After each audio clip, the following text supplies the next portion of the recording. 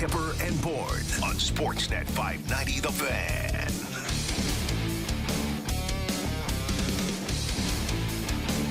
Welcome to another edition of Real Kyper and Bourne. Nick Kypreos, Justin Bourne, Tech, Derek Brandeo, General Nick, Sammy McKee with you for the next 2 hours. Wherever you're watching and listening, Sportsnet 590 The Fan, YouTube, Sportsnet Now, iTunes, Spotify. Everywhere. I got it covered. You've got it all covered. We're all set. All right, we're all set. Could we have deemed last night far and away their biggest test of the season, the Toronto Maple Leafs? And if so, how difficult was that to watch?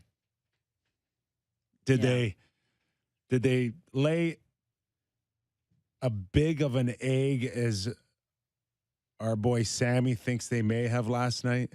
Didn't like it, Sammy? Didn't like it. No. I would say that was the first real team they played against.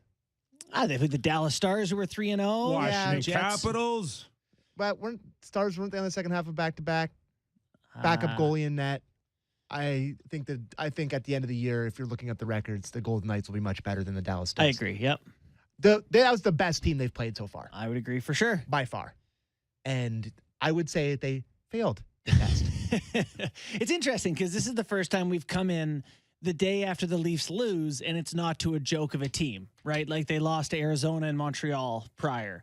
This is their first time they came up against a good opponent and fell short, significantly short. Are we at the point after 7 games that this just isn't a slow start, but there are things that have crept in that are concerning if they don't get cleaned up? Then I'm not going to say the rest of the season, but the near future, there's going to be some challenges here. And this season, based on what we've seen in 7 games, might dictate how their season goes from here on in, or is it just still too early? Well, is this still a team that you believe that could win the regular season in points? Because I see I've had enough concern in the 7 games where I am like, they may be challenged in certain areas of this game. You know as well as anyone that in a 2-hour radio program, we often start at one spot and we nibble around the edges and work our way in and get to the 2 hours. But the bulk of this is, until that first line scores some GD goals, we have no idea what this team is. The Toronto Maple Leafs are 29th in the NHL in even strength goals scored. 1 from Marner, 1 from Matthews, 7 games. So that's not what this team is. Those guys aren't bad players who aren't going to score. If they just start lighting it up like we've been accustomed to seeing, a lot of other issues will go away for you? Yes, it will. See, that's where we disagree. Okay, well, this is good. This is good. I am starting to have the worries of mediocrity floating into my mind when I watch the Leafs play. I know that they have 2. They're mediocre or better without the best line, one of the best few lines in hockey being good. For sure.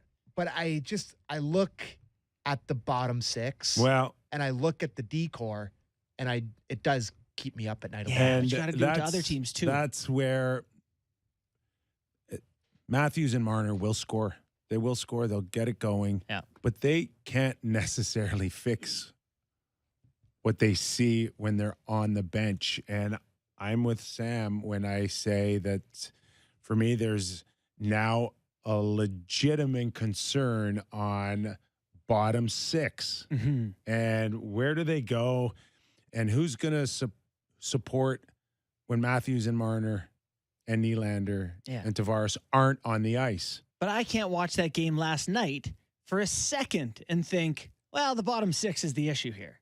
I can't. Like, their job is not to, Okay. So, I don't want to steer too far off of the bottom 6, and we will revisit the bottom 6. Yes. So, watching a game last night like that, and my thinking is, when I'm watching it in the third period, is they still have a way to salvage maybe a point or steal a second one because of one player, and that was your goaltender. He's great. In a game otherwise, you'd probably be down 6-1. They got pumped last night. That's an Ilya Samsonov game. They got filled in all over the rink. If Shalgren was in net, that legitimately could have been 8 or 9-1, I feel like. Samsonov is second in the NHL in save percentage among goalies who played 5 games. He was by like far a 932 or something. By far their best player last night. Like not really even good. Not even close to a conversation about anybody being in the same stratosphere as him on the ice. He was by far their best player. So if I ask you guys flat out, why? Why last night? Why could the Leafs have easily have lost 6 or 7-1 last night? What is your answer? Why? The D were putrid. I thought they were just atrocious in all facets of the game. Their stubborn refusal to dump a hockey puck in, their inability to be prepared for the start of a period. It's unbelievable watching that team not be able to start a period. The start of the third period, down 2-1, maybe the single worst shift. They were tied. They're tied. They were tied 1-1 maybe going the to the third. worst shift I can remember the Leafs playing since I've been in media. I don't know, what's that, 12 years? Yeah. Oh, what a joke. Joke of a shift. Yeah, I saw some pretty bad shifts. There was like 3 Vegas Golden Knights standing in front of the net, waiting for a turnover they knew would come while everyone was leaving the zone at one point. 4 scoring chances. I've been around this game a little longer than you on both playing and broadcasting. Yes, sir. I cannot recall playing or watching where I've seen a team on 3 consecutive starts to a period flat as that. Great A's, like within 30 seconds. So just wrap your head around this, okay? They've got this bad start to the opening of the game. And you get a gift from the hockey gods where Phil Kessel, the whole world's around Phil Kessel, goal number 400, consecutive record, buildings going nuts, and good on the coaching staff. I can't, but first off, that sucked, right? That was an awful, like as a fan watching that was, even though it worked out for the Leafs. I have a proposal. I have a thought here. Okay? Let her rip. Can we install a rule that it has to happen within 5 to 10 seconds of the goal? But here's the problem. No, you can't. Because the Spirit, like that's a joke. It had zero everybody's- impact on the game. Everybody's 10-second is different. And the more veteran coach you have, the longer 10 seconds is for him. No. Else. I meant for the goal review? going in the net. So the entry happens, and then 30 seconds goes by, and there's a bunch of different other plays that happen. Game clock. Of Like game once you're clock. past 30 No. seconds, it's in the zone. No. It's ridiculous. Because- to me. Ridiculous that they Yeah. went back. No, An offside is an offside. You're right. Ah, The whole idea is to play on. Like, Here's what have I the think. correct have the Centimeter. correct call. Here's my problem, which I thought you were going to, is how long do you get to him and decide Ha to challenge. and then call a timeout? Like they got a timeout and then they were added a timeout, and it's like now they really got 2 timeouts. I think the video review that the refs see should be real time. You get 2 or 3 views at real speed, and if you can't tell enough to overturn the call, just let's go. Anyway, unbelievable challenge by Jordan Bean, I believe it would have been, for the Maple Leafs. They get a goal back, and then they punt it away. Immediately. And They then give it right back. They give it right back. Honestly, and they had taken all that time off the clock, and I think it was pretty close to the exact same time on the clock that the Kessel one went in anyway. Like the space-time I continuum believe you was probably text pretty us, close. puck don't lie. Yes, I agree. That's a goal. So just imagine now you're after 20 minutes, and come on, we've been around the game long enough. Yeah. You can sit there while the Zamboni's doing the laps to clean the ice, and you can say a lot of things in that 15, 17 minutes in the dressing room. But you know damn well that the last thing being said, either from the coach or some of your veterans, is we can't have a start like that again, boys. Terrible start. Okay. Took us 10 minutes to That's find the it. last thing that's said. Yeah. And you are now getting ready to go out, and you've got your game face, and that's all you need to know is that I can't start the same way I did in the first period. And what do? You start the same way. I know. Yeah, like the way the Leafs operate is not a dump out team, is not a hard team. They're a skilled possession team, and so they take some chances, and they're looking for one to bounce their way and to get going the other way. They want to go score the goal in the first 30 seconds, and I guess that's their focus, is getting one going the other way, and then it turns around on them. And so then the second period ends. Yeah. And someone's in that dressing room going, boys, when we start the third, we can't have a start like we did in the first and in the second. I'm embarrassed not knowing this. And what Is do it you a do? different line? They went with a different line for the third period. And what do you do? You're giving up 2-on-1s in the first 30 seconds, and you're causing your goalie to have nightmares after last night's game. 3 consecutive periods against what's deemed a top team. Yeah. And you can't come out ready to play. That's the Leafs in D, each mostly period. Yeah. I've never really seen that before. 3 in a row where you just mail in your first few shifts. Shots were 11-0 for Vegas at 5-on-5 with Morgan Riley on the ice last night. Not good. Not good when he's like the guy, right? The leader on the back end. I know they got Gio and Brody, but like Riley's the guy. He's paid the longest, the most. I'm not saying this just because the game was at 10 o'clock last night, but it's a tiring team to cheer for. Well, It's tiring to go into it. that's because we do this. It's tiring. No, it's not even. It's No. just you going into a game. It's tiring for you because you wear it completely every night. And you never, ever know what it's going to be. It could be they're trying hard, they're flying around, they're hitting people, or they can come out and start 3 periods like a beer league And game. it's really tough for the people that picked them to win the Stanley Cup too, right? Whatever. Whatever he says. Whatever. He's not even listening to you. I don't even care. It's just trying to calm your emotions I'm down fine. a little bit. Honestly, I'm fine. It just tires me out. So before we break down what we think the issues are, I think that's the one that sits on the top of the sundae. That's the cherry for me. Doesn't it feel you like can- a fixable one, though, you Kyper? can- So I'm not as worried about that one. You can pick. See, I'm not sure how easily fixable it is, and what are the Like, issues. if the game is bigger, if it's a playoff game, is it easier to get guys' attention? If I'm now Brendan Shanahan, or you know what, we witnessed it with Jim Rutherford, president of Vancouver, Saturday night. You can watch what you watch, but your first question when you go down into that coach's office is, why aren't they ready to start? Mm-hmm. And if I'm Sheldon, I don't know what the answer is. I really don't. Do you want to hear him talk about it? Absolutely. But I think we know for sure that somewhere between warm-up and the end of the game, Sheldon maybe said on a few occasions, boys, we got to start better. Yeah, of course. And it didn't happen.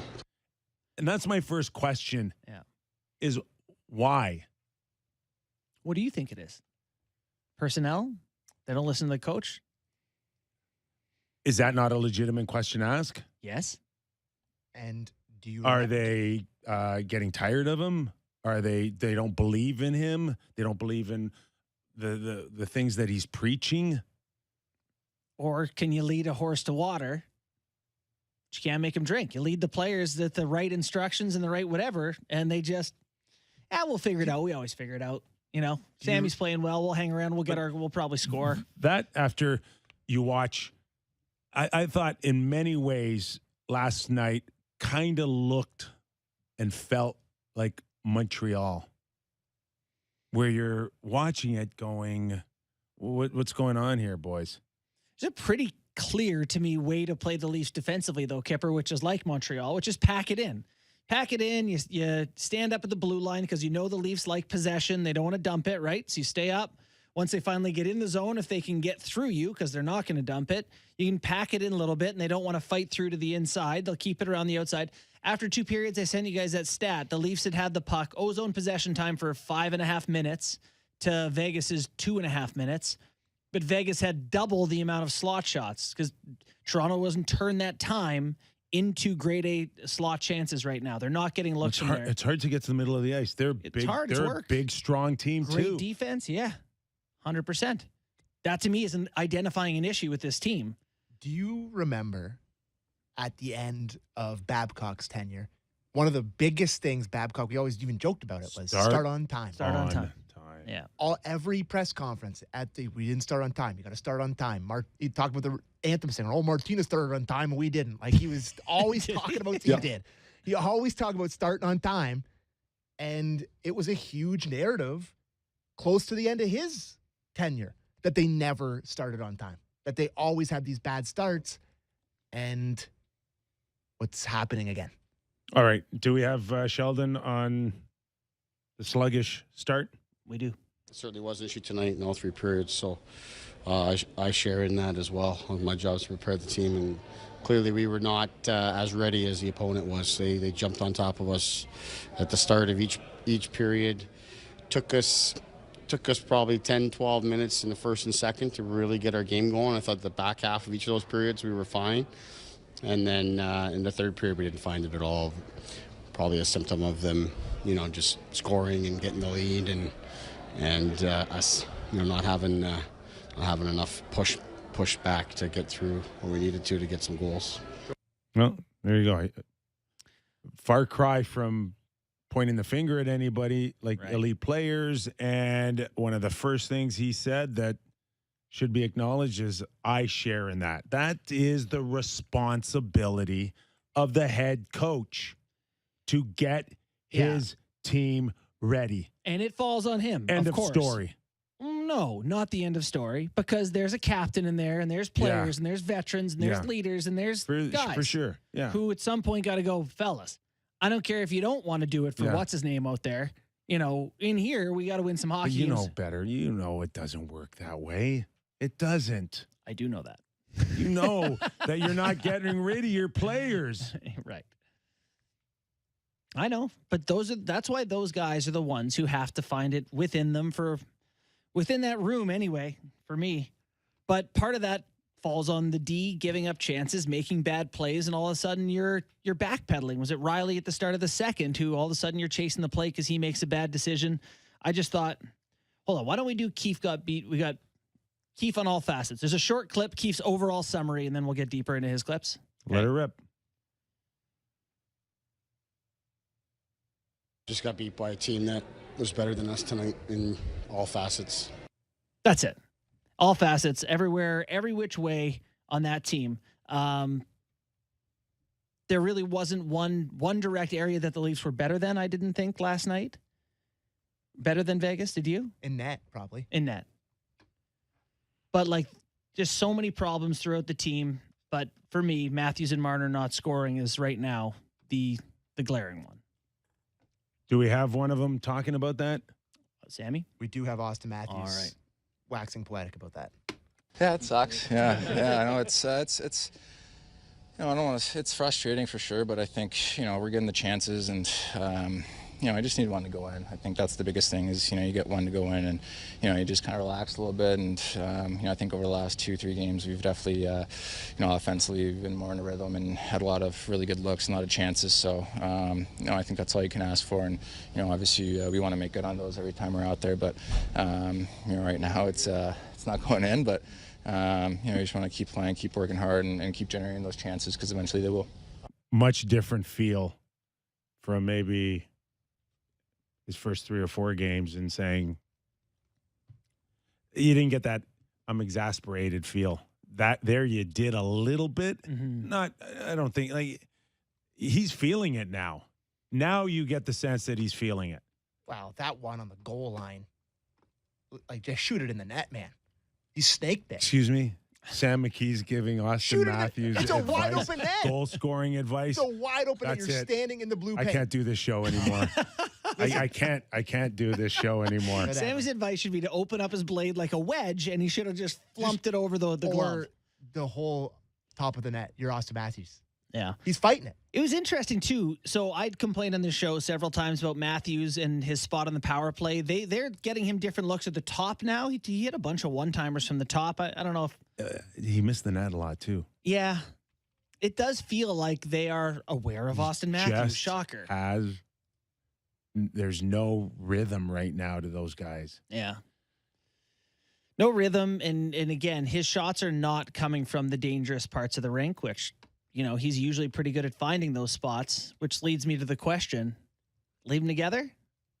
Is it time for a shuffle? Well, the one thing that, again, stood out for me with those two guys is that you asked Mitch Marner to play 27 minutes last night. It's like game 6. He played 27 minutes last night? Or game 7. Almost 27. Gross. It's like... No, that's no good. Where's your depth that you spoke of? This isn't supposed to happen. What's going to be left to him if you're chasing it like this for the first month? He has no business playing 27 minutes. No, he doesn't. How did that even happen? It wasn't like a heavy special teams game or something like that. That's peculiar. And do you know the wear and tear, like a penalty kill, the stops and the starts, and he's still one of the most dangerous guys on the ice? Mm-hmm. I know. Why don't we have a clip from Sheldon on how Matthews and Marner are dealing with their slow starts? Why don't we have Sheldon weigh in too? I think they're dealing with it fine. They just got to continue to work. And, I mean, Matty's not going to come as close to scoring without actually scoring than he did tonight. But... it's right there, and you just got to continue to stay with it. What's left? What's left to say publicly? Publicly, what's left to say? Okay, thank you very much. I'm a little frustrated with the whole, just stay with it thing, whatever, because it's not the same. Like, Marner's been dangerous, but he has 13 shots in 7 games. That's not, him. And Matthews only having 1 goal and really not a ton of dangerous shots. I guess what I'm saying here is Sammy wants to see a different look on that line with those guys, if I'm not mistaken, and I think it's time to just mix it up here. Give them some different line mates. Yeah, I think it may be time. I don't know who you'd rather put there, but I don't want to put it all on Bunting because I don't think he's necessarily been bad, but I don't think he's really been great. I don't know if I'm alone in that. Like, I don't really know what he's contributing right now.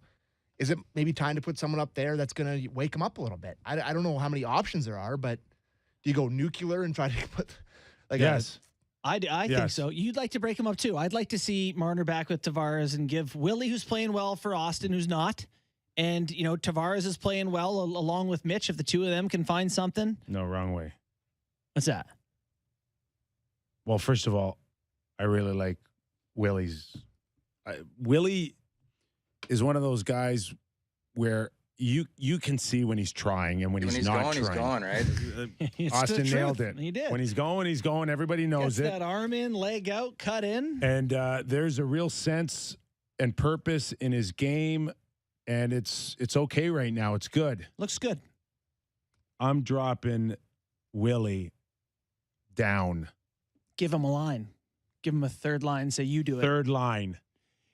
Willie needs to go grab bottom 6 and pull them up. Love that. And Willie's the guy to do it. Yeah. And, here's the problem. And he has done this in the past. Willie has dropped down. I think it was earlier last year as well. You don't have Mikheyev now to go up with Tavares. Mm-hmm. Well, can Yarncroc be that? He may have to. Yeah. I'm not seeing a ton out of him. It may have to be Engvall. Can you imagine Engvall, who's goose egged in 6 games, and then you sent something out on a forecheck? I literally put a 9-second clip of him not throwing a body check, and people were like, "I know." That went viral. Yeah, people all too relatable. Apparently, that frustration. You may have to go to Engvall and say, "You're the guy. You've been horrible, but I need you to go up and play with Tavares."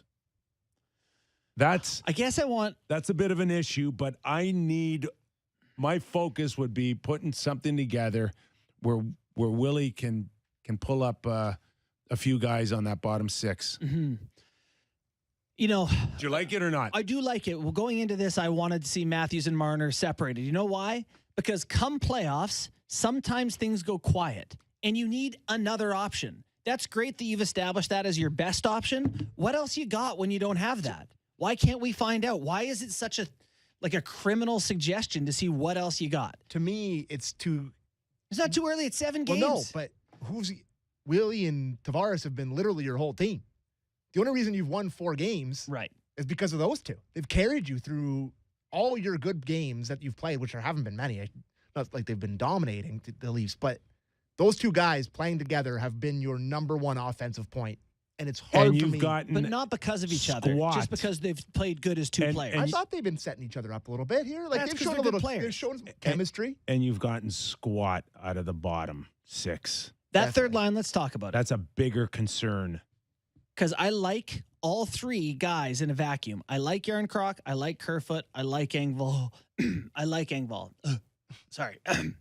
I like them individually. But together, there's just no heart, soul, personality, something. They're just Nobody's fine. running over anybody. Ah. Nobody's creating holes. No one's creating for me. No one's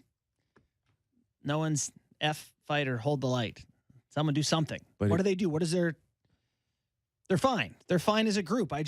So can you mix it up, Kipper? To your point, give them Willie, bump Yarncroc up, Yeah. shuffle Bunting down. Actually, there's a good conversation to be had about Bunting. Anthony Petrelli wrote a good piece on Maple Leaf Hot Stove about what do you do with Michael Bunting with his next contract, Kipper. Listen, it's not even a discussion for me. But don't you want to see him somewhere else? A discussion is play better and you'll be fine. With Bunting. Well, you're asking me about his contract. I'm saying, yeah. I want to see what he is without Matthews and Marner. I'd like to see how he works with your team in a different spot. It's not. I've said this all along. He is not a top winger. No, he's not. In a perfect world, he is a third line winger With Willie. that should be able to fill in every once in a while and create. And in a perfect world, he's playing 12 minutes. That little? No. He's a good player. High IQ player. Where's he going 15 or 16 minutes? You know what the craziest thing about him Where is? does he get his minutes from? He's not on the power play. And he doesn't penalty kill, Kipper, either. So you're talking about 12 even strength minutes. It's not bad. Yeah. But if you're talking about 16, 17, 18 minutes, then he's playing on the top line. And I don't want to see the Leafs pay him for 7 years or something. Well, he's, the feeling was that if you're going to think that he's going to score 65, that is top 6 money you're talking about. Yeah, you know who looked really good with Marner and Matthews? Joe Thornton. Anyone you put there in that spot, it's the softest spot in the NHL. The best roster spot you can ask for. So now you're into who plays with the Sedins? Oh, it's Anson Trent Carter Klatt, didn't score 33. Anson Carter, Trent Klatt, remember him? Yeah. Burrows. Everyone looks good in those spots. So what is Michael Bunting to this hockey team? To me, I want a guy. I want Zach Hyman there, but that's obviously not going to happen. I want a guy that's going to maybe dig a puck out, little puck retrieval for those two guys. To me, it's not happening with Bunting. I would try if I'm going to put a guy there. I would put Yarncroc there to give it a look. To me, I like Yarncroc. I do. Because he skates. He's going He's got north-south. some edge. He can handle physicality. He can get the puck hard on it. I don't think there's another option because you're not going to go pretty much anyone else on the team. Again, though, Engvall's too timid. Is not a top winger. If you want to put him in there to change things up a little bit, long term, I don't know if he's the answer. Come on. There's a guy that plays for the He Chicago went half a Blackhawks season without scoring a goal. Yeah, no, he did, but they don't have that guy then. We're talking about Bunting or Engvall or Yarncroc or what? Nick Robertson is a guy Patrick Kane? Yeah, Patrick Kane, get out of here. Nick Robertson's not going to be that guy for those guys because they need someone who goes to get the puck and facilitates those two superstars, not looks for his open shot. Do you remember Bunting's empty net goal Saturday night? Yeah. Nice little backhand touch. Do you remember anything about it in terms of just how it formed or how it looked to you? He took a peek behind him to see if Matthews was open, and then he shoveled it in. That's all I got. Okay, just pull it up because I want you to look at it again. Okay. And I think for me, it kind of really is an idea of not just Bunting, but the whole team in general for 7 games. And that's just they love their offense. We've known that. They've loved it over the last few years, and Kyle has really made it abundantly clear during his tenure that they're going to be skill and they're going to score. Okay. But there is still a sense to me right now that this team just poaches and cheats a little bit too much. And if you really take a look at Bunting's empty net goal, he's gone. Yeah, Morrissey pinches hard and lost the pinch. If Morrissey gets the pinch, tell me where Bunting is. Bunting's at the center red, while Morrissey's in the blue line with the puck. And tell me where everybody else is. A zone behind him. And that, to me, is just a small snapshot of how the team plays. Bunting had no sense of, I got to make sure this puck gets out. And if it doesn't, there's not a chance that Morrissey beats me back into the zone. Right. Bunting's already out of the zone. Morrissey's still on the blue line. Thank God the puck went out. Yeah, he gets his cookie, and everybody lives happily ever after Saturday night. But the amount of times that I've seen guys cheat a little bit too much for my liking, it's Sheldon's got to stop that stuff. I agree. And that's a great goal in October, but that's not the right play. It's crazy because they pull Bunting off the ice in a lot of these situations to put Marner and Matthews out with Camp, or to put him out with someone who does a defensive thing, Kerfoot, someone like that. So, and again, when I spoke of last week about a guy like Jacob Chikrin, like helping Morgan Riley, he's another guy that just, for me, Morgan forces things because he's trying to create, because he feels the pressure to be that guy. And he's another one that kind of, I find him high risk decisions based on maybe the pressure that he feels. And he's another one that is a little bit too loosey-goosey for me. But this is the picture that was created with this team, that we're going to be this high octane team, and we're going to push the pace. And their pace hasn't been great from the get-go. They have no pace right now. Sammy actually said last night, you thought maybe they looked slow at times. They looked a little slow. But they are slower. They are slower than they were at any time I've seen them in the last 3 or 4 years. So one of the stats, we're going to do a little thing at the end of the show where I do useful or useful, and I give you guys a random stat. But one of them, which just is an obvious one, a big picture one, is the Leafs are 29th in even strength goals for. They have 2.15 goals scored at even strength per game. Boston has 4.65 per game. So the Leafs are 29th in goal scoring. Love to hear that. So, Has Marchand even played a game yet? But this goes to your point of guys looking for it now. The puck's not going in, so they feel like they need to go create offense and wait for a bounce and hope. And all of a sudden you're hoping and wishing to get bounces, and you're on the wrong side of things, and you're giving up rushes going the other way, which we've seen with some frequency, a la Victor Mete trying to go chase a puck carrier out at the wall on a rush, and a guy ends up with a breakaway. Matamadio, former Leaf, scores, blah, blah, blah. Like, I look down the roster, the 12 guys, and all of them are thinking, I got to get some points. I got to get my cookies. Well, Yarn Crocky's not running anybody over. He's not going to out-muscle you. No, that guy's looking for offense too. He scored a couple in the exhibition, and people were talking, hey, he could score 20, he could score 25. He's feeling it right now. Yeah. He wants to get going. He wants a 20-goal season. Well, then put him up with Matthews and Marner. I see your point. Like, Pierre Engvall, for me, he was hurt in preseason. He needs to step in for Mikheyev's 22, 24 last year. What do? Reward him, though, Kyper? You watch him play last night? Comes out of the press box And we make fun of that like clip I put on the internet of him not hitting someone, but it was one of 3 I could have clipped, which is why I clipped it at all. Was I'm sick of seeing him do it.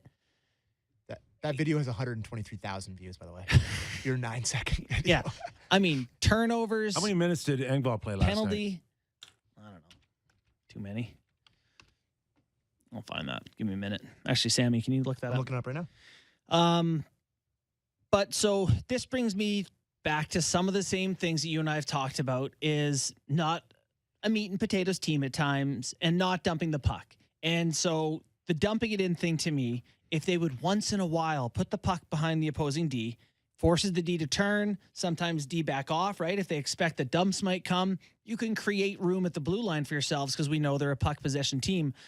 I just see the other team standing up so far in the neutral zone. It's so tough to get across that blue. We do have Mitch Marner weighing in on that too. Let's play Marner on that part of the game. No, I mean, you're taking what's given. Like I said, that's a team that really feeds off the transition. You want to try and walk through 5 guys. It's not going to work every time. So I think that's something we've talked about, especially our lineup. I think people are going to try and really hold the blue lines tight on us, try and force us into tight situations, and we're not afraid to dump in and try and get them back, and I think we did a pretty good job of that tonight. See, I didn't see that. I didn't see that pretty good job of dumping it in and getting He it back. talks as fast as possible. So what was that? Well, It sounded like a toot. I don't know what that was. in the past, I have mentioned that they are a good dump-in team. They're a good recovery team. Exactly. They're 4th in They're- the NHL they're- at recovering their dump-ins. Their forecheck over the last few years has been really, really good because they have put the pucks in the right spot to get them back. And they so often carry, I think, that D step up on them. And I think it's easier for them to recover pucks because they so rarely do it. I think 18 or 20 teams in the league dump it in more often than they do, but they're 4th best in the league at getting it back when they chip it in. Well, maybe they should do it a couple more times a game. What do you think? Engvall played 11 last night. Yeah. Okay. He's making what? He's making 2.25 this year? 2.25, yep. Yeah. And so is Yarncroc. Yarncroc's $2 million. So these guys are feeling it too. But to me, Yarncroc has looked 10 times better than Engvall has through however many games they've played. Yeah. Like I've But- liked his shifts a lot more. We're not talking difference making. No, none of them are positive needle movers, but No, they're none not of them moving the are needle. negative needle movers. They're just they're there. They Yeah. give you 40 seconds. Yarncroc had 12 minutes played last night. Does he kill much? I don't think he's killing. 26 for Marner is just insane. And going into Almost 27. Going into the year, we were talking about what Keefe was talking about, how he can use his 4th line more and he can back off the minutes for the top guys. Boy, Bunting played a lot last night too. 17, 16, 19. 20, 45 last night for Bunting. Yeah, that's just a little bit too much for me, for my liking. But What choice? You're down. You're looking for offense. He can create. He can create offense. I get it. For sure he can. But- What were the captain and Bill? They were, I'm just looking right now, the 16 for Tavares. Oh, 16:35 he was for hurt. Tavares. He got hurt for a little bit. And I'm just, sorry, I lost it here. Were Willie you? Gallagher got Did you tweet, Sammy, that 18:59. seeing Tavares come back felt like a win for you last night? Did you did. actually What are you going tweet to say? that? It wasn't? I thought, like, listen, Wow, I don't know. I mean, can I tell you that I saw that happen? And I was like, okay, so who plays center on the second line for the rest of the season after John Tavares has his kneecap shattered by a shot? I just found it was weird that he would actually compare it to a win. It felt like a win to me, seeing him back on the ice. So we talked if- about that. It's a On win. we talked about that on the postgame show. It kind of was. Okay. It pasted over that because you were so worried about him, and seeing him come back on the ice, it's like, oh my God, what a Right. miracle! Yeah. So if Matthew and Marner got hurt and disappeared and came back, would that actually feel like a first round win to you then? Does it get better and better? Yeah. Very funny. Very, very funny. Yes. Yeah. Yeah. No, I was really happy because it's kind of a wake up call, no? Like, one of those top Trust two guys me, gets they're, hurt. they're not dumb. They know the possibilities of what certain guys getting hurt could mean. This whole thing is built on we need these 4 guys I'm to be thrilled. awesome. And a couple of them aren't scoring a bunch, and it's trouble. Like, you need all 4 of your stars to be great players. That's sometimes that's not the way the game works. No. To win championships. No, You definitely not. Third line, fourth line, usually are key contributors to win a championship. You want to start in October relying on 4 guys to make or break your season? Have you been here? That has It's been the plan. Not happening. It has not happened. You're correct. So there could be a fatal flaw here. At some point, you might have to start a dialogue about how maybe this doesn't work. There is a debate about whether the idea that you can just have enough good players that it'll eventually work out. So or what- if you need to have different types of players. Yeah. Who Well, was it, you or Kyper I was maybe. talking with about the Maybe. different types of players that teams have down the lineup? The Leafs have very similar players. Yarncroc, Kerfoot, Engvall. Kind of similar guys, right? Algen.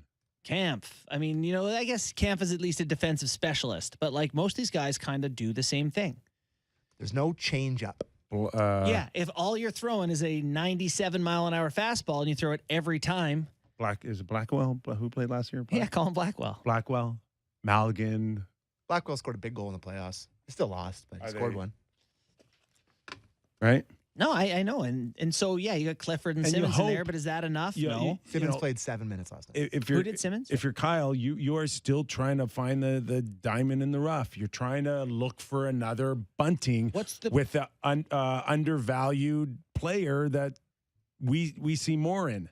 How about you know he they hasn't find- surfaced yet. Well, Aston Reese is, you know, a lot of people thought great find, good value. Abe Kubel just won his cup. People thought great Yeah, value, good yeah. find. Could you find someone And all 3 of them, who wakes up grumpy all the 3 sometimes? guys that were built up during training camp Yeah. Scratch. in Game 7, all 3 of them in the biggest game of the year. Who's that? What? No, I'm just saying between Mulligan and Aston Oh, yeah. Reese and Kubel, these guys they were built up pretty good Mhm. in training camp, and you couldn't go to either one of them against your biggest test of the early It's season. not good. Thank you, wonderful drop in, Brad May. Yeah. Okay, we'll take a quick break. We've got Keith Jones, former NHLer, hockey analyst for TNT. He's going to stop by after the break. Jimmy Ralph as well in the second hour. We'll get his thoughts and plenty to still get into, including Vancouver, the Sens, 4 straight games, despite a key cog in their lineup Shane for the Pinto, next the best 2 weeks. goal shooter in Ontario. All right, take a calming break Relax here. on that. That was a little high Sammy, strung, okay? You sorry. need a little bit of a break? He's already gone. He's gone. Yeah.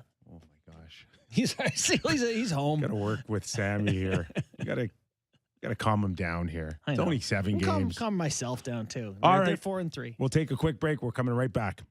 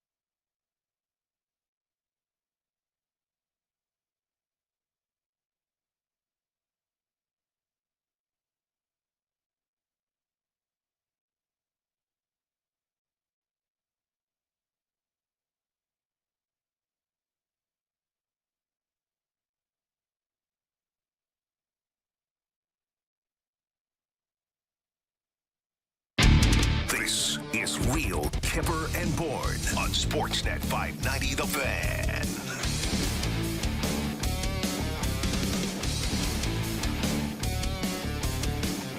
Nick Kypreos, Justin Bourne. Hi.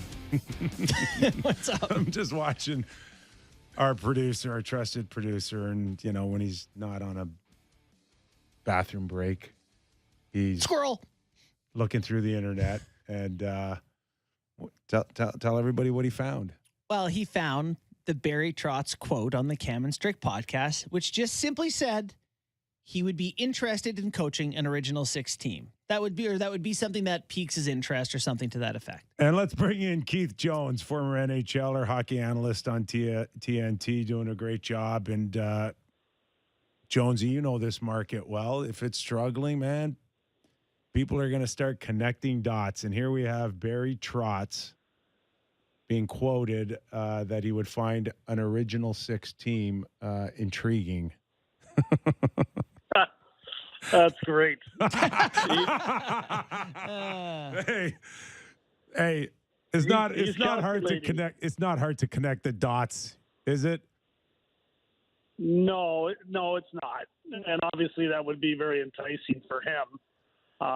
He was my first coach in professional hockey when I played for the Baltimore Skipjacks. I was with him going way back. I was with him for a cup of coffee as well. Really? Oh yeah. Yeah. He was a great coach. It's not surprising, Nick, to see how much success he's had. And he got it. He understood it. He knew everybody had a role on the team, and he made sure everybody kind of fit in. If you didn't, you weren't going to be there very long. But Barry was a very patient head coach, and he's good with the media too. He knows how to handle different situations and knows how to manage up depending on who he's working for. He's got all the skills. He's got them all. So he just randomly says that you would find an Original Six team intriguing. So let's do the math here. Would the Rangers be interested in one at this point? No. Okay, we'll scratch No them chance. off with Gerard. Detroit, last time I checked, I think they just got a new guy. Yeah. Okay, we'll You got scratch. not Detroit. We'll scratch him off. Chicago. They He's just got a hired Luke Richardson, young up and comer in Luke. Scratch them off the list. Oh boy. Boston, Montgomery. Nope, they're off the list. Would Montreal get rid of Marty St. Louis for Barry Trotz? No. Ooh, you guys are going out on the limb on that one. Who's left, Jonesy?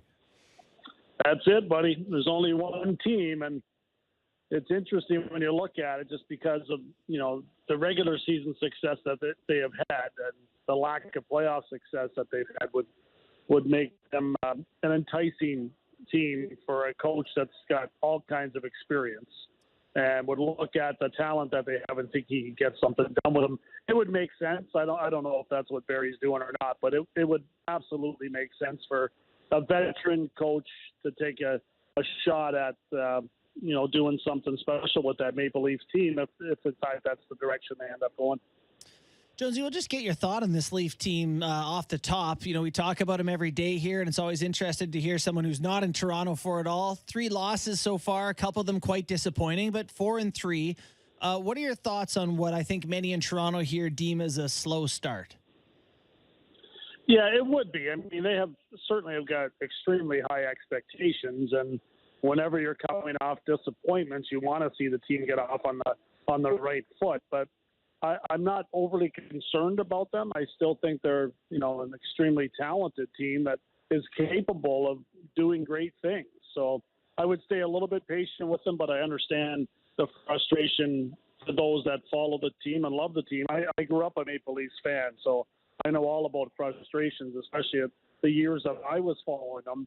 A much different situation where the team did not have great expectations and once in a while would make it look like they might take a run at it, but never had the talent to do it. So they have it now, and they've got an outstanding fan base. So you'd love to see them be able to put it all together.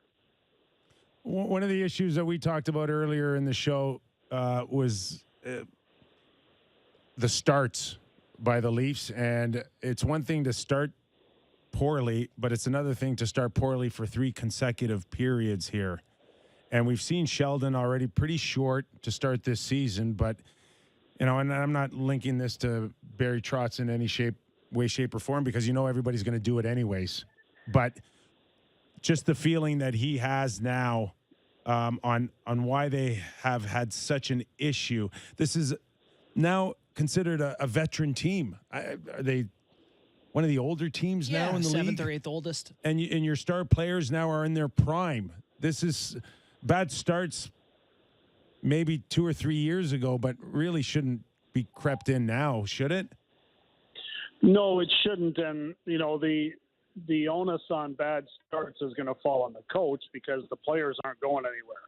So you can understand where his frustration would come from. I can guarantee you that he is not thinking that, a couple of more poor starts are going to be good for his future in Toronto. So it's something that he wants to get fixed immediately. The players may not have the same amount of urgency as he does. And, historically, in watching coaches, lash out at press conferences or say some things that they want to take back the next day, never seems to work out that well in the days or months to follow. So it's always a concern of mine when I see coaches backtrack on comments that they might make, and not watching the Leafs every day, but kind of following them from afar. That's one thing that stood out to me that would be of concern. If I wanted to be coaching this team at the midway point or heading to the playoffs for one more crack at it. Jonesy, we'll take sort of the eye of Sauron, the focus off Toronto for a little bit, and get your thoughts on some teams around the league. One of them that stands out to me, the Boston Bruins. Unbelievable start to this season, and they've been without Marchand and McAvoy and Grzelcyk. What have you seen out of that team with like Bergeron and Krejci? This team looked like they found their old stride a little bit, their old swagger. Yeah, you got to give Krejci a lot of credit too, right? And we've always mentioned and talked about how underrated he was and how important he's been to the Bruins over the years. And I think he was obviously missed maybe a little bit more than we all could completely understand with his returning last year to play in the Czech League. It's interesting that they are a much more balanced team just by adding him to the mix. Zacha looks like he's found his game playing at times with Pasternak and Krejci. So they added some depth, but it is surprisingly, to me, a good result for the Bruins so far. Because McAvoy's a world-class player and Marchand's a world-class player as well. So the fact that they're doing it without those guys, I guess you give Jim Montgomery credit for, a new voice. Not that I don't think Bruce Cassidy is one of the best coaches in the league, because I do. But a new voice sometimes, and someone that's coming in there and looking at it from a different angle, maybe just what the Bruins needed. They seem to be a little bit stale over the last few seasons, but they look like they've got their game headed in the right direction, and they're off to a great start. The thought was that maybe a team like Detroit, Ottawa, and Buffalo will improve, but not to the point where they can challenge for a playoff spot. If any of them get decent goaltending, can they? Yeah, they can. The East is interesting this year when I look at it. A lot will pick Carolina to come out, a lot are going to pick the Rangers to come out, but it's pretty wide open. And when you look at what Detroit's doing already, you think of goaltending, looks like Husso is going to be the type of goaltender that he demonstrated he could be late in the season last year with St. Louis. And that's obviously a huge plus. Sherratt's given them a defenseman that can provide solid minutes and throw his body around, give a different dimension back there. The younger players now are another year into the league, like Seider, who's obviously going to be an outstanding defenseman. Kubalik's off to a great start. The coach seems to really know what he's doing for a guy that I didn't know much about. I've learned a lot about him recently, and it sounds like the players really connect to him. I think the guys in Tampa really appreciated the things he did as an assistant coach. And obviously Yzerman's got a history with him and must believe that he's got what it takes to take this Red Wings team to the next level. So it would not be shocking for me to see Detroit do some really good things, especially if Bertuzzi's not out for too long. and losing Verana to whatever the issues are that he's going through was not a real benefit to them. But there's enough depth there for them to get by right now, and hopefully Bertuzzi's back in the mix in a relatively short time. Jonesy, what should we make of the Philadelphia Flyers start to the season? They got John Tortorella, 4-2-0, +3 goal differential. They look pretty good. Is this a better hockey team than many anticipated? Some thought this team might have a chance at Connor Bedard in the basement. Well, they're going to be more competitive. There's no doubt about that. I think last year there was a lot of games that they lost by large margins. I mean, 8-2, 7-1. Right. It was not Flyer-type hockey, and it's really got away from them over the last couple of seasons. They're going to be a much more aggressive team, and they've got some muscle now, which may make some players that have not played well for them over the last couple of seasons play a little bit better. Having that support, I think, goes a long way, especially when your team's been pushed around as much as they have been over the last couple of seasons. So, having Delorier there, having McEwen there, having Sealer on the back end, there's a lot more supportive type players that don't necessarily have to drop the gloves, but are definitely respected enough around the league that teams aren't going to think that they can come into Philadelphia and just run the Flyers out of the rink, and that was happening a lot last year. So Tortorella's going to keep them interesting. As you guys know, he's a great soundbite. He's going to do things to keep them in the news. But I don't know that that's going to be enough to get them into playoffs. I doubt it. I doubt that they get there, but they're going to be an improved team, provided they don't lose any more players to injury, because that's still a bit of a nightmare around here. Couturier has not returned yet. Ellis doesn't look like he's going to play. Atkinson's hurt and not no word, but he's going to be back. JVR left the last game with an injury. These are pretty key guys that are making a lot of money towards the cap that are, in many cases, are irreplaceable. So I think that will catch up to them. Well, it goes back to that old theory, Jonesy, and that's that, coaches like Tortorella, they can come in, they can force guys to be on their best behavior. He can get their attention, and he's not wrong on anything he does and says. He's got the green light, but are there small windows for these guys? Do you still think that's true, that that eventually you do get tired of a guy like Tortorella? Does that stay with any generation, or can Tortorella now, ultimately still be there if this team does turn around and compete, or people are going to get sick of his crap like they have in the past? Well, I think they're all open ears right now just because of the way they, played and how much the team has lacked interest in the city. I think he's got their full attention. I think they want to walk around and be part of all the winning that's going around with, the Phillies going to the World Series, the Eagles undefeated. I think those players want to feel some of that. So they're open to what he's doing right now. He's the perfect coach for this team at this time.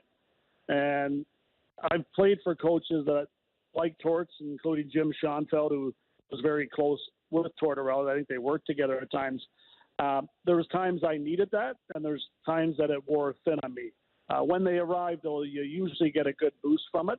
And I think he's evolved enough through his experience that he gets the new athletes are a little different than they were, 15, 20 years ago when he started. I think he's adaptable, but I do think his strengths right now are pushing this team to get the most out of them, and they need it right now. One of the teams that we've talked about quite a bit in the show that isn't the Leafs is the Vancouver Canucks. They're obviously in a world of hurt right now, 0-5-2 through 7 games. No real clear path back, like a clear solution or anything to do. Your thoughts on what some options might be for them. It feels like they're at a bit of a dead end with no real easy way out. Well, I watched them early this year in Philly. They had a game where they're up 2-0 and they just melted down. It was early. Obviously, it's still early, but it was concerning to watch the way some of their, top guys performed and the frustration that they kind of exuded. You could see it from up top in the press box that they were not a very confident group. They were a frustrated group. And that's not what they were at the end of last season. You had some guys have career years like J.T. Miller. I think he had 99 points. Is he a 99-point player? I don't think so. If he gets 80, that would be great. So you have some guys that were coming off some really strong performances as individuals that maybe get a little too far up on their skis and may have to come back down to earth a little bit too. But for Bruce Boudreau, it's going to be a huge challenge now to get that team straight and headed back in the right direction. And if they don't in the next few days, you never know what's going to happen with him. Maybe fingers pointed at him already, which seems crazy, but that's the business, and it's a Canadian city that, there's an extremely large amount of pressure on them to get things turned around. There's a lot of talk they'd be a playoff team, but they didn't appear like they were a playoff team in the game that I watched them. And then just following a lot of the stuff, the highlights, they don't look like they're going to be doing anything as far as the playoffs are concerned if they don't start winning in a hurry. We're talking to Keith Jones, former NHLer, hockey analyst for TNT, and former Washington Capital. Now, Jonesy, about 3-4 weeks ago, I went down to a Washington Capitals alumni weekend. It was fantastic. That's awesome. That's great. That's great. Can I tell you the highlight of my weekend? Yeah. Was hearing a story, and speaking of coaches and players and player relationships, I heard a story about you and Jim Schoenfeld. Which one is it? Give me a. There's a lot of them. Trust me. Yes, and you are going to carry this one through. Okay, it's the one at the hotel when you want to go in and see him because you're having some issues with maybe some ice time or maybe the line that you're playing with. Am I jogging your memory? Well, there's a lot. There's a lot of them, and sometimes they get as the stories go. But I will. Is this the one where you want to do some role playing? Yes, thank you very much. Yeah, okay. A role reversal. Let's hear from you. So I was struggling. I'd been like 12 games without a goal, and believe it or not, that was a long stretch for me. Although most people wouldn't think that anymore. But so after a skate in practice, I was laying on the ice, and he comes over. I was just looking at the ceiling, counting the lights. And he says, "What's wrong? What are you doing?" And I said, "I'm exhausted. You're killing us in practice. We're practicing too hard." So he goes, okay. And he calls the whole team and he goes, "Hey, listen, guys, Jonesy's tired. We're going to not practice as hard for the next couple of games or the next couple of days, right?" So that happened. Everyone's kind of laughing, but he wasn't. And we proceeded to not practice very hard for the next few days and proceeded to lose the next 2 games on top of that, and I didn't score. So now I'm at about 14 games, and I'm walking into the rink in Tampa for the 15th game, and I'm kind of down. You're not scoring. You're upset about it. The team's not winning. It's not good. And here he is waiting for me, and he just says, "Hey, son," because that's what he called everybody, luckily not just me. And he said, "Come into my get in the lock my coach's office. I want to talk to you." So I go in with those blue undershirts. Remember those, Nick? Stanfield's. Good stuff. Oh, yeah. So I sit down in the chair, and he looks at me. He's an intimidating guy, as everybody knows. Oh, he yeah. says, "Hey," he goes, "you be me, and I'll be you." I go, here we go. Right? So he says, "I'm tired. My hands don't feel good. I've lost my confidence." Like that. He looks over at me, and I said, "Oh, don't worry about it, son. You'll come out of it," because he called everybody son, and he always gave you the fist, not a handshake. So I reached across, give him the fist pump, and he lost it. He called me back, called the team in the locker room, and just in front of everybody. I had those sweaty armpits and that blue undershirt. I just remember 2 big donuts under each arm, and I'm going, this is not going to be a good thing. And he proceeded to just crush me in front of the whole team as well. But there was a lot of moments like that. When you said that to him, by chance, were your feet up on the desk? There's a good possibility of that, Nick, believe me. That's the part that probably pissed him off the most. He was, when I see him now, I give him a big hug all the time. But we went at it. We went at it a lot. There is some funny stories involved there, and He's a good man. We want to hear every single one of them all season long, okay? So make sure that you come next time you're on the show, you bring another Shoney story, okay? You got it, buddy. All right. Keith Jones, everybody. Thanks, Jonesy. See you TNT again. analyst. He is one of the true great characters in our game. Oh, yeah. Big personality. Huge. That takes some chutzpah to look at Schoenfeld and suggest. You're fine, son. Take the rest of the day off. Yeah, I don't think anybody's still trying that one today. No, good chance not. Okay, what do we do? We'll take a quick break. Yeah. We got Jim Ralph. Sure you don't want to talk about that Trotz story a little more? Well, It is funny that. Listen, do you think Keith would be mad that Trotz is saying that? I think Trotz is just saying generally it'd be cool to coach an original 16. That's all. He's not saying I want one of their jobs now. I don't think you can just throw that out there Agreed. without having some idea of what the situations are in each original 6 team. And let's face it. Okay. Well, let's say this right now. If Brendan or Kyle need to go down that path, maybe that's a tough decision. That guy's it. Trotz would be the guy to replace Sheldon were it ever to come to that? 100%. Really? I don't know if they'll get him, Yeah. but he would sit at the very top of the list. It doesn't help Sheldon that Barry Trotz is out there waiting. Hey, not only is he waiting, he's commanding $5 million plus a year. And this is one of the few organizations that can stroke that with their eyes closed. Yeah. It is a non-issue. It's an issue other places, but it's not here on a team that has to win now. If they pick Barry Trotz, they stroke that check all day long. You think the big money, big deal, big coach thing soured them a little with Babcock? No, I think Brendan would go big game hunting again. I don't feel like this is fair to my boy Sheldon. Wow. Listen, we're not.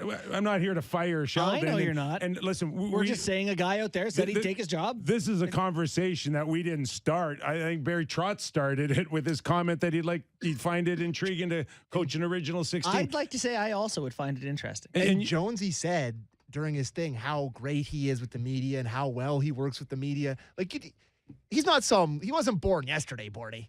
Well, Like, no, he, but I think he a lot of knows. times you go on these podcasts and you don't do your research. You're doing favor for Cam or Strick or whoever his buddy is, and they say, "Would you want to?" I didn't even hear the question. Would you want to coach? Would it make a difference? Hey, you Original want to coach six? the Leafs?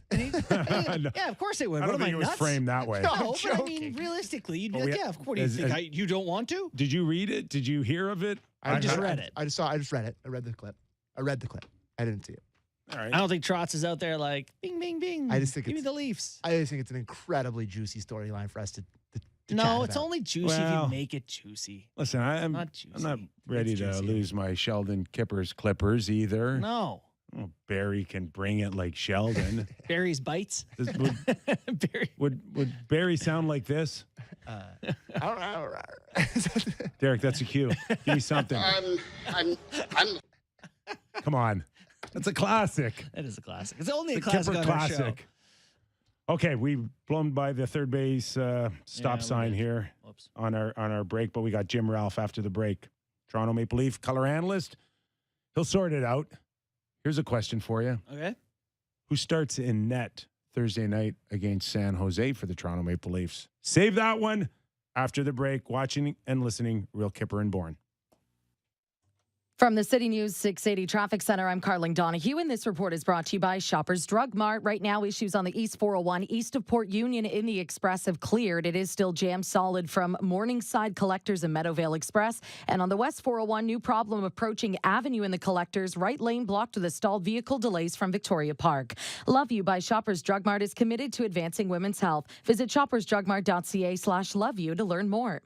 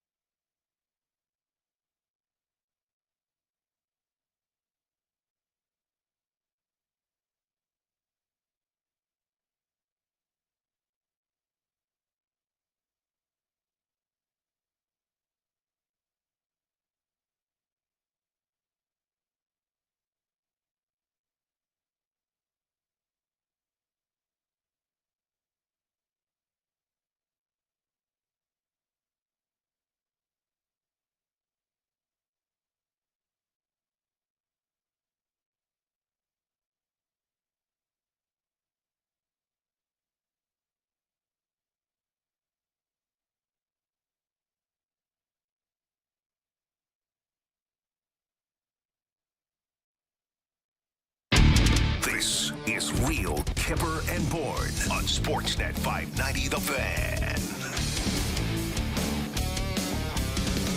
I'm coming out of the gate positive. Attaboy. Okay? Positive. Me too. We're closing out the show on I'm evolving. nothing but positive notes. Nothing but? I don't know. That's not true. Primarily positive. We're going to start it anyways, right. and we'll see where it goes. So let's bring in Jim Ralph, real good friend of the show, solid guest all season long. I think it earned him a lucrative new contract. Oh, yeah? They didn't tell you? Oh, yeah. They tell me stuff. Remember that. Okay, so here's my positive spin. It's right up your alley, between the pipes, Samsonov. Where did you envision him going when you heard Matt Murray? How much has he exceeded your expectations so far? It's small snapshot here, still early, but your thoughts? Yeah, I'm pleasantly surprised. You know, especially, you know, we saw him once last year when Washington was in and he got pulled halfway through. And, you know, then watching the Florida-Washington series last year, I thought he struggled. You know, I thought goaltending was a difference in that. So you kind of thought, you know, coming in that hopefully Murray could be Jack Campbell where he has a rebound year and, you know, Samsonov could fill in every now and then and give you a solid start. So I'd say he's absolutely, Kyper has exceeded my expectations. Like you said, it's still early, but you got to like what you've seen so far from him. Ralphie, what do you think it's like playing goal for the Leafs compared to playing goal for other average teams or even good teams around the league? Is there something about playing behind this defense and the way they play that would make it easier or harder to goaltend? Well, game to game, Barney, but I'll tell you last night it wasn't, you know, as much as you would look at the one comparison I have for both the Arizona game and the game last night, too many men on the ice penalties in both games, which to me says, I mean, they're just dopey penalties to take. And they seem to be pretty good indicators that your head's just not in the game. And, you know, they dodge one bullet on the goal called back. You know, then they give up another one after a giveaway. Start of the second period, an odd man rush in the first 20 seconds. So it was, I think that's indicative that, and what they have, like 13 last year, I think too many men on the ice penalties. Right. Not the category you want to lead the league in. But, yeah, I just thought last night was horrible from a goaltender standpoint. You know, they first half of the second, they were lucky that Samsonov kept them in. And then by the third, it just seemed that it was a matter of time that you weren't going to dodge another bullet. Well, it's not hard for any coach, let alone Sheldon, to feel things like bench minors for too many men or bad starts. What do you make of them? Ever been to Vegas, Kip? Gotcha. Roll the dice. Yeah, I think last time we were there, I got there for the second period. Yeah, just like the Leafs. Yeah, it was.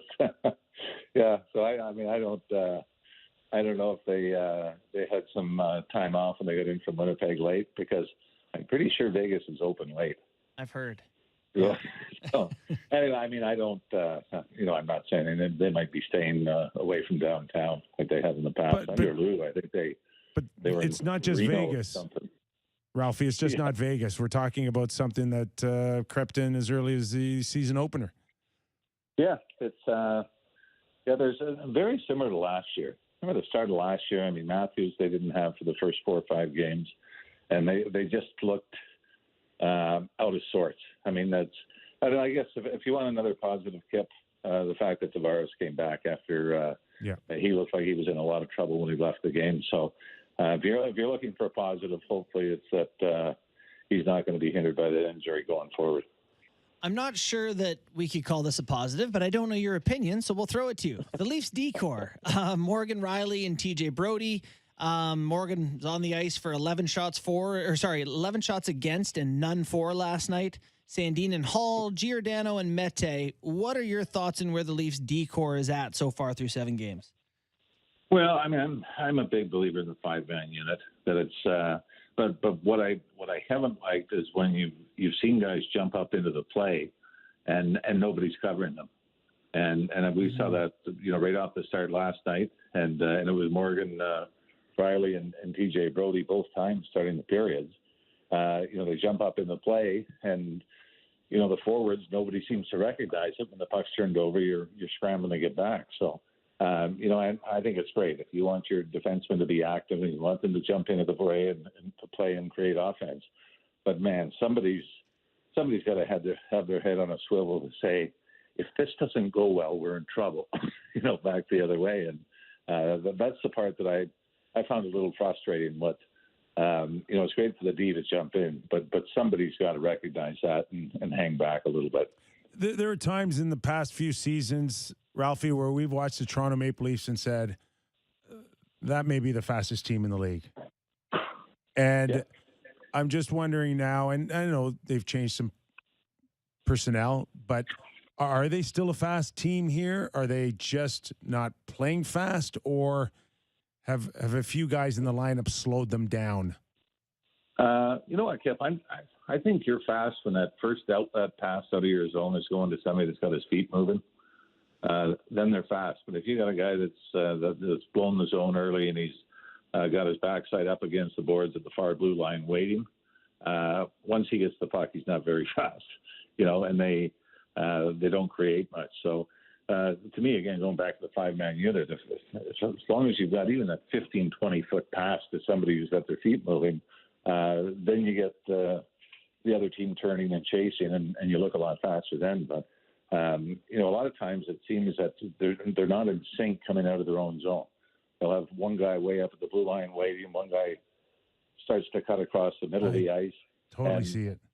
Yeah, so it's, when you get to that, and it seems like when they're on, that first pass is tape to tape, say on Marner's stick on the right wing side or Nylander, and all of a sudden you say, wow, that's a lot of speed. But when you're a little out of sync, and then maybe the D double clutch it before throwing it out of the zone, and everybody pulls up or starts to circle back, I don't care how fast the wheels are. If you're going in the wrong direction, you're not very fast. I'm sure you have an easy black and white answer for the question. Why Austin Matthews not shooting puck in net? What's happening here? He could have had a couple again last night. I think he had 4 shots in the first, and then I think the game in Winnipeg, I think he had 7 or 8 shot attempts in the first period as well. So it'll be one of those things that, and it's like last year, that once they start to go in, it'll be fine. But we really haven't seen, that patented release from the slot. He doesn't seem to be, getting the time or the space, and he doesn't need a whole lot of time. But the puck just doesn't seem to be finding him in the slot where, he could just overpower a goaltender with that snapper up under the crossbar. Are we at the point now for you, and we discussed this earlier in the show, that as much as you've liked what you've seen out of Tavares and Willie Nylander or Matthews and Marner prior to this season, do you have to now spread that love out throughout your lineup here to get maybe a few guys going, or just open up some more threats?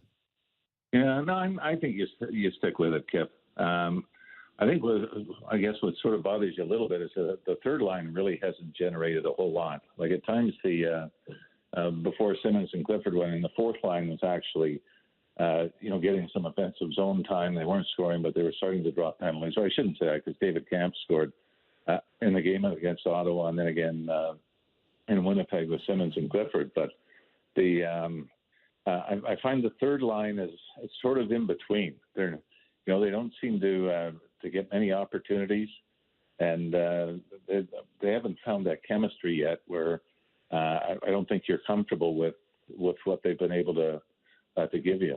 So hopefully it all works out. But I definitely stick with Robertson and Nylander and Tavares and the Matthews line.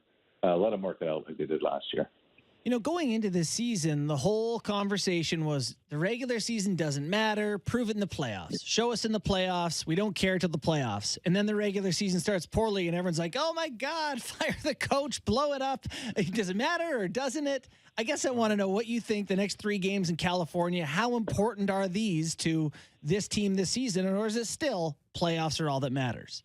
Yeah, well, I mean, it is the playoffs that matters, but I also think, Bourne and Kyper, that does play into your head going to training camp. But you say, okay, we know what the ultimate goal is, and it's almost like you're looking too far ahead. And it was sort of that scare at the start of last year when remember the loss in what was it in Pittsburgh? They lost in Pittsburgh and Carolina. Oh yeah, that was a big loss. Almost lost to Chicago. That was their comeback win, and that seemed to be the turning point for them. But it's almost. They always talk about the Stanley Cup hangover. You win, and it's hard to get back into the groove. It almost does seem, from a Leaf standpoint, they're going, okay, this doesn't really matter, and then it's, we still got to get there. But I think they'll be fine. I think there's too much talent there for them. They're a game above 500, and they haven't played very well. But I still think they got to win 2 out of 3 in California. For sure. Then you're 4-2 on the road, and you come home, and everybody's relatively happy, and the panic button isn't being pushed yet. Which leads me to how I left going into the break on Samsonov, and you're playing what is perceived as one of the weaker teams in the National Hockey League. Do you go with Källgren on Thursday here, or do you come back to Samsonov? You have to be careful here. He's coming off a tough game. He worked his ass off last night. He was one of the few guys that did. Do you need to protect him a little bit here? He's given you so much so early. Do you want to go back to the well Thursday night? No, Kyper, do you not remember playing 3 games in 2.5 days in the minors and busing 14 hours in between? That was us. Yeah. Yeah, I did some of that myself, actually. You're okay. You're okay with him. Now it's sort of like, the shrimp cocktail in the charter wasn't very good after the game. I might need a game off. But it's I think you go with them Thursday, and you got the back-to-back Saturday, Sunday. Traditionally that would the backup goalies game would be Anaheim on Sunday. So that's the way I would see it playing out, unless they do a swap. But I think you'd see. Maybe Källgren gets the LA game Saturday, but I think that's where in the back-to-back, I think that's where you use them both. I think you go back to Samsonov in San Jose. All right. Let's hope his magic continues, and he buys his team some time to find the back of the net. Yeah, Ralphie? well, you got to figure they're due for a 5, 6, 7 goal game at some point, and once they do and everybody starts to get the points, I think they relax a little bit too. Listen, they had the day off in Vegas. Like, if you can't turn your fortunes around hanging out with the boys. Yeah, who's ever had things go south in Vegas? Yeah, I've had things go south in Kalamazoo, so I'm not judging. Yeah. Ralphie, always appreciate your time, man. Thanks for doing this. All right, thanks, Kip. Thanks, Bourne. Thanks, Ralphie.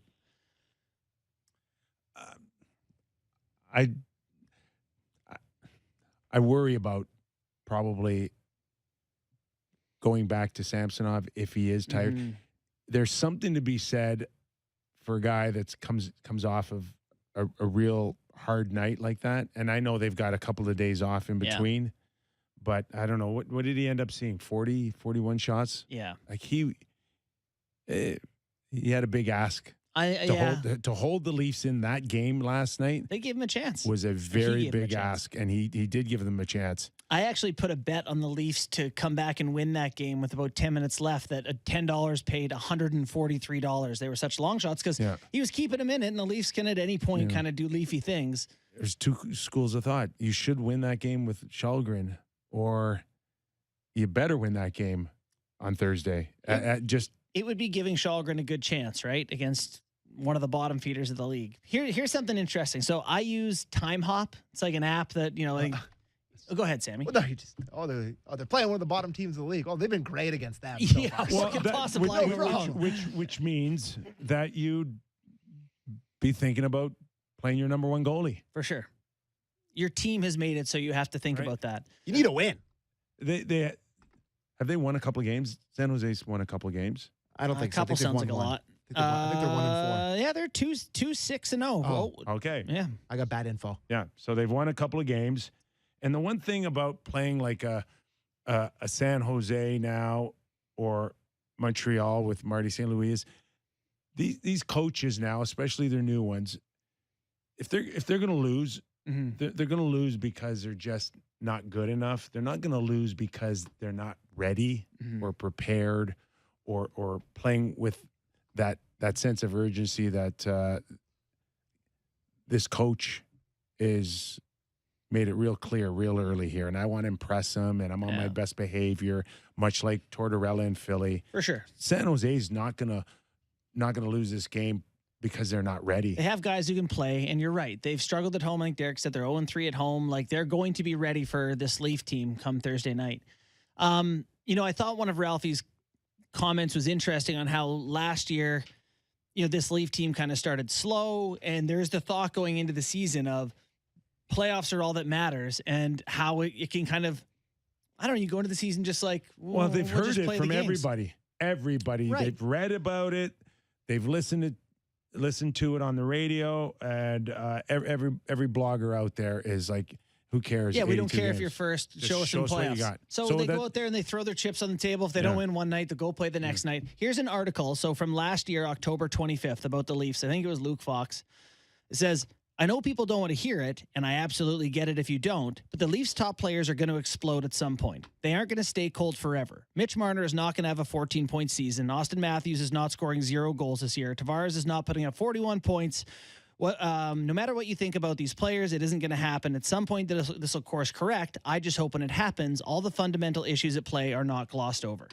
That's a year ago about this team. So what was the date on that? October 25th, a year ago, 2021. Oh, okay. Very interesting. It's the same team. It's the same. You could It's write not the same team. That's article. where you're wrong. It's not the same team. It's the same core, same coach, well, same GM. I have a goalie as a core, Okay. and he's been pretty good. I know, but it's not the same team. I don't think it's a coincidence. It's same not the group same team. starting the year the same way. To me, I have 2 thoughts on that. First one, I felt better about their bottom 6 last year than I do. Isn't their bottom this year. 6 Simmons and Clifford just older? no Mikheyev. Boys, I'm telling you right now, and I brought up his name the other day. Like there was a real threat offensively with Jason Spezza. And what are you doing here? I'm just saying. It was wrong on so many levels having a guy like that on the fourth line. But when he was out there, or he could slide in on a second power play, he brought offense out when the other big boys were on the bench. They don't have that. No, that's a big deal for me. They have the zero offense is not there. They have 0 offense. Less than 0 right now in 7 games. What do you want them to get? It's not the same team. Yeah.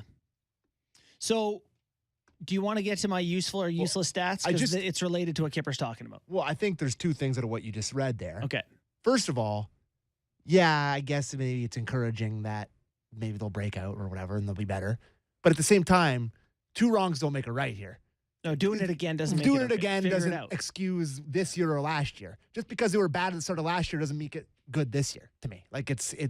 If anything, it just annoys me. It pisses me off. I hate the fact that right now that I've watched this team, and Jim Ralph was excellent too, because we haven't really talked about it in great lengths, but the moment he said it, it's one of the first things besides a poor start I see, and that is this gap between their own zone and the players up the ice. And how many times is it been 40 feet, 50 feet where it's just not crisp? They're not coming up together. There's no team speed through the neutral zone. They're all blowing the zone, and it comes right back in their face. To constantly sit here now and play that the same record 2 years in a row, that soon as Mitch and Austin get it going, everything's going to be fine. No, that's not how you win a championship, and that's not how you have success in the playoffs, hanging it on 4 guys. No, and it's the same team so right now they're hanging around. They're 4-3. They're a little bit better than average with those guys doing nothing. They ramp it up to the players they are, which is among the 10 best in the NHL, and all of a sudden you're Instead of 4-3, you're 5-2 over the next 7. And you're a team that gains separation and starts to lead a division and or at least, be a top team in a division. And again, just like that article said from a year ago, all the fundamental issues get glossed over because that's how they're built. They're built that these 4 guys have to be awesome or the whole machine doesn't work. So would you like to see them waiver shop, trade, find a way to improve the bottom 6? I'd start on the blue line first. Before you did, yeah. Right? I mean, there might be a checklist right now. Yeah. A wish list. I would start it on the blue line. Okay. So I'm going to go through my useful or useless stats. Sammy, I want your opinion too. The first one was even strength goals scored, 2.15, 29th in the NHL, which we already talked about. I think that's pretty useful to know that they're that bad. Related to that, shot attempts with no pressure. These stats are according to Sport Logic. Shot attempts with no pressure, as in like open shots, 31st in the NHL. Wow.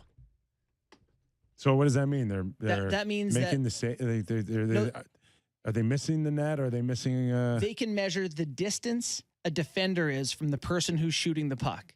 And the Leafs create the least space. So their shots are under the most pressure. Every time they're shooting the puck, someone is on top of them. You know what that really screams to me? And it's because it's a small sample size. I think this could maybe play into that. Guys forcing it. Matthews forcing it. Just trying to get it off, even though someone's in your... Because you're snake bit. You want it to go in, and you're kind of forcing it. Like, think about last night how many numbers did that get drawn up by Matthews peppering them towards the boards last night? First of all, very useful. 100% useful. And I would go back and I think almost the opposite. I'm saying that you're late. You're too late to move the puck. And you're hesitating. Yeah. You're giving a chance to read the play. You're giving people chances to cheat maybe on Austin. And we need to find a better, faster way to move the puck. So there is a bigger gap. This relates to them looking slow. Is they're moving the puck slow? And that's what Jim Ralph said. I think it's all tied together. And somewhat, one last one on the offensive side of things. Rebounds recovered. They're 29th in the NHL. So they recover 6.8 rebounds per game. Call it 7 rebounds per game. Calgary is first in the league at 11. So they're bad at getting rebounds on the offensive side of things. Does that surprise you? No, because I look at a lot of these guys and they're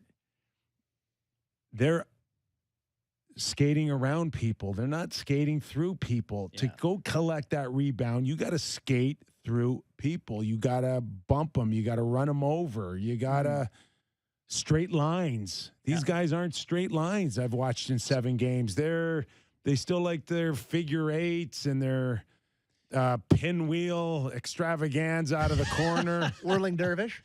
Did you see the Oilers goal that I think Tyson Barrie got credit where Zach Hyman, there was a player in front and Hyman physically just went, my ice, and moved the guy out of the way and then the puck hit him and went in? He's strong. That was great. So who's doing that on this Leaf roster that isn't Tavares or... Well, Bunting and Tavares are supposed to at least be in that area, right? We talked about one earlier in the show. Leafs recover, pucks as well as anyone. Top 5 team, 4th best team at recovering dump-ins. We talked about that a little. Has that been done? And they're 4th right now? 4th in the NHL at recovering dumps. But they are below league average in dump-in rate, which I don't think would surprise you. Like they dump it in not very often. Yeah. Doesn't surprise you all that much. Okay. Even strength odd man rushes against. They're in the bottom 3rd of the NHL. And to go with that, shot attempts from the slot off rushes, 27th in the NHL. So they give up a lot of rushes and give up good looks on rushes. No surprises. That's just, that goes back to the cheating conversation. Wow. I think that was... You think it's getting any better without Muzzin there playing well? No. I thought the Mete one was inexperienced last night, right? He goes over to the boards and leaves him audio in the middle without giving it a little shoulder check. I don't know if he thought he had support because there was a line change, but pretty ugly. I like Mete generally, but... I also think that... Brody coming on the ice going, That's Vicky? my minus right there. I know. Those guys coming out going, That's dash. my dash one. I know. What do you think of Mete? I don't mind him in a 6th or 7th role. Yeah. In a pinch. And I have to be really sound, solid for me not to put him in a position to fail. Yeah. Right? Like he can play, and I like his speed. I like he can carry the puck. I think he's an he NHLer. He can skate it out. Yeah, like I think 25, 30 games he plays for you, you're all right. And you start really needing him, to count on him to be like at times to help shut down when you need it. Yeah. You got to protect him and put him in places of where he can be successful. Yeah, if he's on the Flyers and plays 82 games, I think that's okay, or something like that. But I don't think he really is a pretty beautiful skater. He is. It's a lot of a guy that Dubas would like. He's a great going north, skater. Awesome. Going south, not as enjoyable. Not as enjoyable. Got going buried back last night a couple times. Going back into his own zone on a puck, he's not my favorite guy on the team. Let's just say that. Okay, a couple surprising stats, I think. The Leafs are second in shots against off the cycle. So when other teams are in the D zone, they're the second best team at preventing a shot from the slot so far. What? That one does not track to me. Here's what it is for me. I think it's a raw number of attempts from there, and the Leafs have way more possession than everyone they play, generally. So I just don't think they're in their D zone. I think it's a contributor to Samsonov's good start. That they're not giving up those shots. Yes. Yeah. 100%. Yeah, we said like he's making the saves he's supposed to make, not giving up a ton from there. He's been amazing so far, but let's give some credit to, other than last night, I mean, he hasn't had to been standing on his head doing spins. True. All right, last one. In terms of going from breakout to offensive zone possession time, first in the NHL, the Toronto Maple Leafs. The best team at taking a breakout and turning it into offensive zone possession. So I think what we're talking about... I don't care about that. No. That's useless to me. Completely useless. It sounds like... It doesn't mean creating a chance. It just means get the puck. Who I don't know. Is that a human or computers or... God, you got to be watching People way nerdier than you. That's for sure. I'm someone with a way better attention span than me, boys. I'd be watching TikToks 3 shifts in and be like, oh, crap, what I missed. Like that never happens during a bad game. So I have to rewind the last 5 minutes. Yeah. Do you guys know, do you ever follow on Twitter this Curtis from Alberta? He is. Oh, yeah. He is. Guy is Sammy on steroids. He is the ultimate Leaf super fan. Number one. Number one. Is that the guy with the Unreal Leaf room? Like the best Leaf man cave you've ever seen. I've seen that, yeah. And he's got a beer. He's got a beer vending machine in his basement. The guy's just sculling beers constantly. I love watching his stuff. Love his energy. Yeah. All of it. He goes and gets gloves. He gets someone's helmet. He's like, oh, I'm going to get Bunting's helmet. I'm going to get Morgan Riley's gloves. And he's watching the game. He's half dressed in equipment. And then he crushes a beer back. And so I pressed a like I do a lot. Oh, I saw you're a criminal. You're a criminal. You're supporting the bad people. No. Cancel Kyper. So he does another one where his kid, who's an Edmonton Oiler fan, completely does a take off of what his dad does and nails it. Yeah. It's like, yes, sir. And then he cracks open a pop and he chugs it. Right? Great. So I like that too. Yeah. But then, when you go through Twitter, I swipe up from the bottom. Yeah. You grabbed a heart. And I grabbed a heart that rips his kid. Rips his kid. By the way, what is wrong with people? Yeah, he was like calling him like a small, you'll never play. Like, it was terrible. It was terrible tweet. Yeah, a horrible. Gutless. Like, what's wrong with people? Truly gutless. Where you're ripping a 10-year-old kid. Oh, I think you did it but on purpose. I like the rip. I think Kyper did it on purpose. And then they start getting all these messages from people, and it's like, What do you like? And somebody ripping on a 10-year-old. Yeah, I'm like, what? Yeah. And I'm like, oh, and then it just got so bad. And people are like, you disgust me. Shame on you, real Kyper. Yeah. And then it's like, you've been exposed. That's another one. You've been exposed. And here's my my most favorite. Screenshots last forever. I'm like, Yeah. oh, Case of the olds there, and pal. now I'm like, what do I do with this? And I'm like, I was actually torn on whether you should have even bothered. I know, and I'm the same validating thing. The complaints. so I go to my wife, you know, What am I? honey, I think I ripped on a 10-year-old kid. And she's like, what? I said, yeah, it was accidental, though. And I'm get like, up off the floor, stop playing with the dog, and go to school. see what kind of person I am, really? By the way, if you had a camera in my house this morning, you'd have the Yes. exact same tape. Exact. So I did put something out. Yeah. I didn't address the haters. Yeah. All I said was, for those of you who kindly let me know about my fat fingers, thank you for letting me know. And Never that's good. it. And Curtis was amazing. It's never good when you have to consult the wife and go, I think I messed up. I did reach out to Curtis. Yeah. And I said, buddy, I love you. I said, come on the Real Kyper and Bourne show. And he's like, nah, that's okay. And he only said no because he's actually humble. He's a humble guy. All he wants to do is hang out in his basement, crack open a beer, and watch the Leafs win. Sounds like a great day. We're not so different, he and I. Who's in more trouble? You for liking that tweet or Bruce Boudreau? If you want to go back to accountability, I can't get it out of my head that Jimmy Rutherford said, I don't care who's out of the lineup. You have better structure. You have better results. How about yesterday, JT Miller comes out and he says, I thought we had better pushback in that game. And then Boudreau gets interviewed and said, yeah, we just didn't have any pushback in that game. It's not, generally you don't want the exact opposite message of your coach. It's generally not a good sign, in my experience.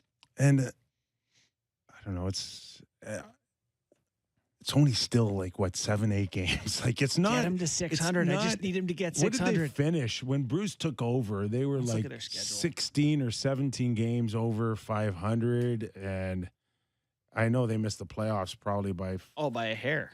By what? What did they miss last year? Maybe it was like 3 or 4 points, wasn't it?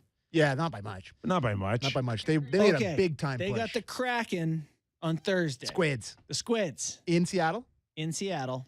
Followed by the Penguins at home, the Devils at home, then the Ducks at home. Devils can't get a save. And Well, Vancouver can't get a save.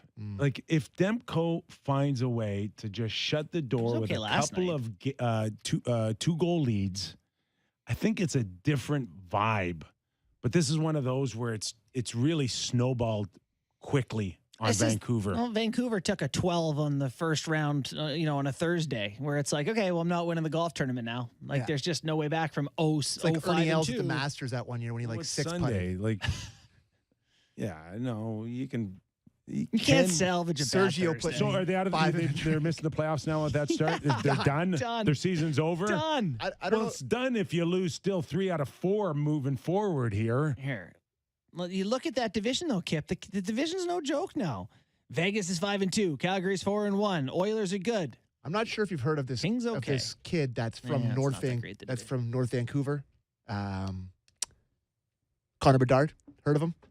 Should they just go the other Trade direction? them all. Trade everyone is good and just suck. Trade You've them got all, trade an them all, excellent trade them start all. on being the worst team in the league. Their fans would be all for it. A 143 Not a winning chance. percentage. Their fans wouldn't be for it, Kipper. I'm with Kipper there. Too many Not good, but they got Hughes and a Pedersen. chance. Trade them. Just trade them.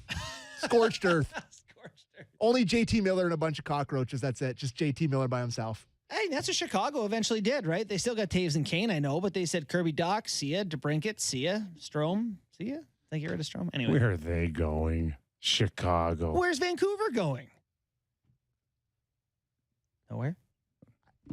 to me, they're an obvious tank situation. I know they got a lot of good players, but I know they're not Chicago. I know that. I'm not trying to compare. It's not the path they chose. You're going to bail on everything in 7 games?